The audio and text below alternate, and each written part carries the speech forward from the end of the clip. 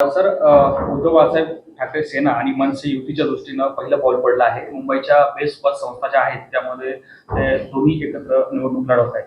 आपण मागे म्हणाला होता की ही युती होईल असं मला वाटत नाही, काय सांगाल आता? मी असं नाही म्हणालो.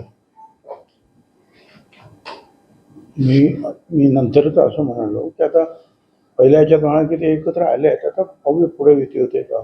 नंतर ते आता युतीत ते घरी गेले वगैरे, आणि नंतर मी म्हणालो की बहुधा मी मुंबईमध्ये त्यांची युती राहील, निवडणुकांमध्ये बाहेर राहील की नाही मला शंका वाटते. आता त्याप्रमाणे मुंबईत ते एकत्रित यायला सुरुवात झालेली आहे. मी हेही म्हटलं होतं की दोन ठाकरे जर एकत्रित आले तर त्यांना पहिल्यापेक्षा जास्त यश मिळू शकतं, परंतु युतीच महानगरपालिकेमध्ये सत्तेवर येईल. तर आता दोन जर घटक जर एकत्र आले एकमेकाच्या विरुद्ध लढणारे, तर निश्चितपणे जे आहे यश मिळतं.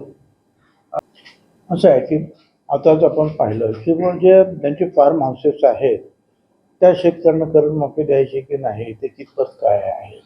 तर गरीब जे लोकांसाठी जे आहेत, नेहमी भारत सरकारच्या योजना असतील, राज्य सरकारच्या योजना असतील, हा गरिबातल्या गरीब लोकांना समोर ठेवून त्या योजना आखल्या जातात.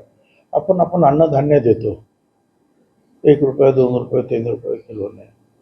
कुणाला देतो आपण? जे गरीब आहेत त्यांना देतो आपण. तसं ही योजनासाठी ह्या गरीब शेत मजूर महिला वगैरे जे आहेत त्यांच्यासाठी निर्माण झाली. आणि त्याच वेळेला आपण सांगितलं होतं की ज्यांच्याकडे गाड्या घोड्या आहेत, बंगले आहेत, त्या भगिनींसाठी ही योजना नाही. आणि मग त्याचा जर लाभ जर कोणी असा चुकीचा घेतला असेल तर त्याचा शोध सुरू आहे. मला असं वाटतं की त्यांनी ते समजून घेतलं पाहिजे सगळ्यांनी. तर ते कोर्टात जायचं भाषा. मग ठीक आहे ना, कोर्टाचं कोर्टामध्ये आमची फसवणूक केली बस सरकारने. नाही, ते कसं असं आहे, सरकारनं ज्या वेळेला निर्णय घेतला त्याच वेळेला वर्तमानपत्रांपासून इलेक्ट्रॉनिक मीडियापर्यंत कुणाकुणाला हे लाभ मिळणार आहे याची स्पष्टता सगळ्यांना दिली जाते. आता एवढ्या कोट्यावधी लोकांना ज्या वेळेला आपण लाभ देतो त्यावेळेला काही ठिकाणी जे आहे चुकीच्या पद्धतीनं लोक त्याचा लाभ घेतात. बघूया कोर्टामध्ये काय होत आहे. प्रत्येक पक्ष जो आहे आपापल्या पक्षाची ताकद वाढवण्यासाठी प्रयत्न करत असतो. आणि ज्यावेळेला निवडणुका कुठल्याही जवळ येतात त्यावेळेला अशा प्रकारची काही लोक तिकडचे इकडे इकडचे तिकडे तिथला जो स्थानिक अभ्यास करून जात असतात. राष्ट्रवादीकडे काही लोकांचा ओढा चांगला आहे अजितदादा पवारांच्या नेतृत्वाखाली, चांगली गोष्ट आहे ना. विरोधी पक्षाचं कामच आहे ते. आम्ही विरोधी पक्षात असताना हेच करत होतो. त्यांना हे सांगण्याची गरज का वाटली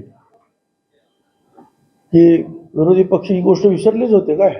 आता त्यांना सांगावं लागतंय की विरोधी पक्षाचं काम काय आहे ते.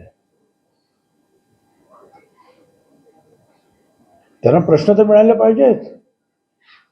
एवढे मजबूत प्रश्न तर उभं राहिलं लढायसाठी मिळाले पाहिजेत ना.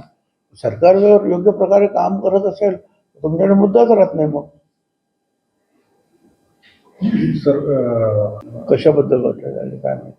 ते सूत्रांचं म्हणणं आहे की काय आता नेमकी या बैठकीत नाही, मला काही कल्पना नाही काय कशाबद्दल. रायगडच्या पालकमंत्री बाबत दोन्ही नेत्यांमध्ये चर्चा झाली.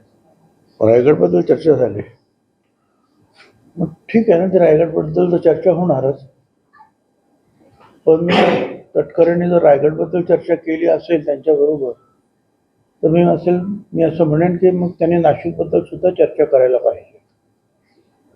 नाशिकचे पालकमंत्री असं आहे की या बाबतीमध्ये जे बावनकुळेंनी म्हटलेलं आहे त्यालाच अनुसरून अगोदरच मुख्यमंत्री सुद्धा म्हणाले की योग्य वेळेला योग्य शेतकऱ्यांना आम्ही कर्जमाफी देणार आहोत.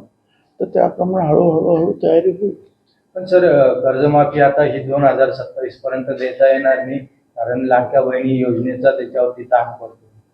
असं आहे की या बाबतीमध्ये जे बावनकुळेंनी म्हटलेलं आहे त्यालाच अनुसरून अगोदरच मुख्यमंत्रीसुद्धा म्हणाले की योग्य वेळेला योग्य शेतकऱ्यांना आम्ही कर्जमाफी देणार आहोत. तर त्याप्रमाणे हळूहळू तयारी होईल. एबीपी माझा, उघडा डोळे बघा नीट.